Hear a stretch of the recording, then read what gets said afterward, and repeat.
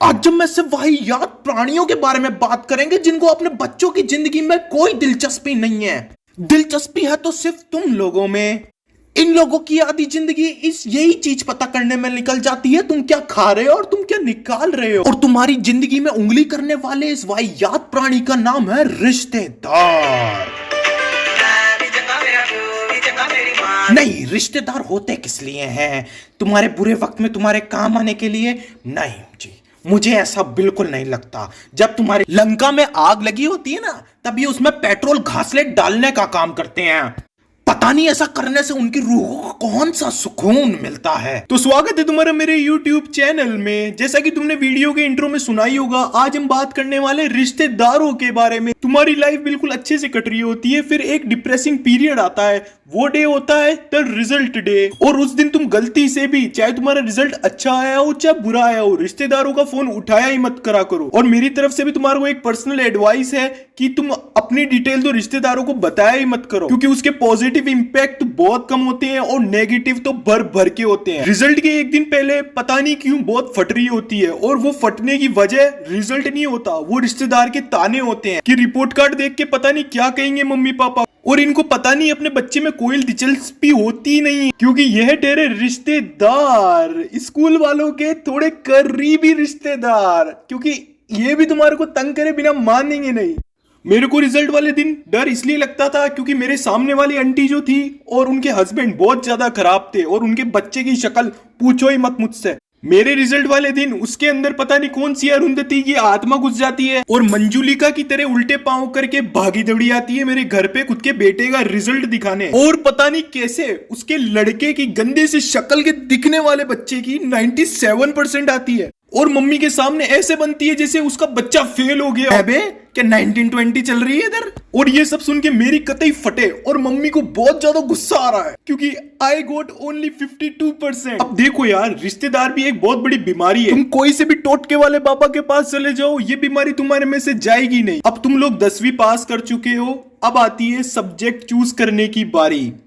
वो क्या लेना है तुम्हारे को, कैसे लेना है और उस सब्जेक्ट में करना क्या है, वो रिश्तेदार बताएंगे। अब तुम लोग 12वीं भी पास कर चुके हो, अब तुम्हारे को कौन से कॉलेज में एडमिशन लेना है वो भी रिश्तेदार बताएंगे। कॉलेज भी पास कर ली, अब तुम्हारे को आगे जॉब कौन सी पकड़नी है वो भी रिश्तेदार बताएंगे। और तुम 10वीं कक्षा से कहते आ रहे हो तुम्हारे पापा को, पापा मेरे को गेमर बनना है, मेरे को बनना है यूट्यूबर। तभी रिश्तेदारों में से एक ऐसे प्राणी की एंट्री होती है जिसको ज्ञान देने की बहुत ज्यादा बड़ी बीमारी होती है। अरे भाई साहब, आप इसको पुलिस, मिलिट्री या फिर CA में क्यों नहीं भेजते? बहुत स्कोप है, बच्चे की जिंदगी सवर जाएगी। तुम्हारी पूरी जिंदगी इनके शब्दों पे निर्धारित रहती है। ये लोग पता नहीं कैसे पहले से भविष्यवाणी करके लगते हैं। और सबसे दुखद बात तो ये है, इस रिश्तेदार नाम की बीमारी का तो कोई इलाज भी नहीं है। अब इन लोगों की ये सब बकवासें खत्म नहीं होती है, तब इनके आते हैं अजीबोगरीब काम। और इन अजीबोगरीब काम के बीच में सबसे बड़ा काम होता है ध्यान देना।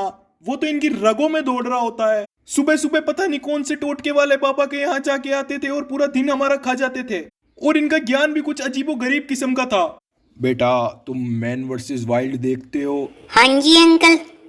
क्यों, क्या हुआ? वो कैसे अपना सफर तय करता है। हाँ तो वैसे ही हम लोग जब हम छोटे थे तो स्कूल जाते थे।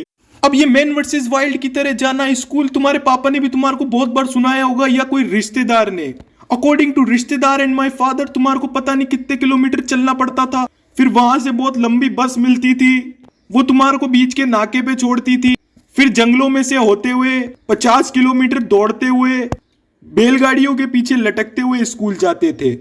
अब इन रिश्तेदारों को पता नहीं कौन से ग्रह का जादू आशीर्वाद देके जाता है, जो ये ऐसी ऐसी हरकतें कर लेते हैं। ऊंची ऊंची डकारे लेना, आ मेरे से तो नकली में भी नहीं ली जाती, एक्टिंग करता हूं तब भी नहीं ली जाती। और ये पता नहीं कौन से सांड के बच्चों की जैसे ऐसी डकारे ले लेते हैं और बहुत भयंकर पाद मार के ऐसे देखते हैं और ऐसा रिएक्शन देते हैं जैसे कुछ हुआ ही नहीं हो। गुटके खाने का ट्रेंड और रिलेटिव्स, इनके गुटकों की ना वैरायटी अलग होती है। तानसेन, विमल, राजश्री, आई डोंट नो और कितने कितने प्रकार के चमल गुटे, मेरा मतलब है गुटके होते थे। और ये लोग जब गुटके खाते थे तो तुम्हारे को पास ऐसे बुला के बोलते, क्या खाएगा? अरे खा ले, एक बार खाने में कुछ नहीं होता।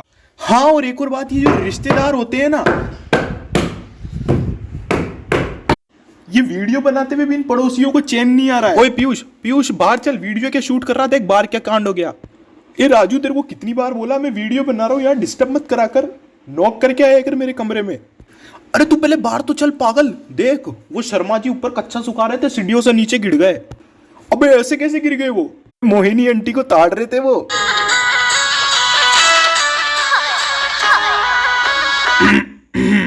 तो देखो भाई लोग, मैं वीडियो का अंत कर रहा हूं। अगर तुम्हारे को वीडियो पसंद आई तो उसे लाइक करो, अपने खुराफाती दोस्तों के साथ मेरी वीडियो को शेयर करो और मेरे चैनल को सब्सक्राइब करो। क्या हुआ, मेरी पूरी 5-6 मिनट की बकवास सुन ली और चैनल को सब्सक्राइब भी नहीं करा और न लाइक करा वीडियो को? तुम्हारे से कह रहा हूँ भाई, करके चल जाओ, तुम्हारा कुछ नहीं होगा, मेरा भला हो जाएगा। Carry on.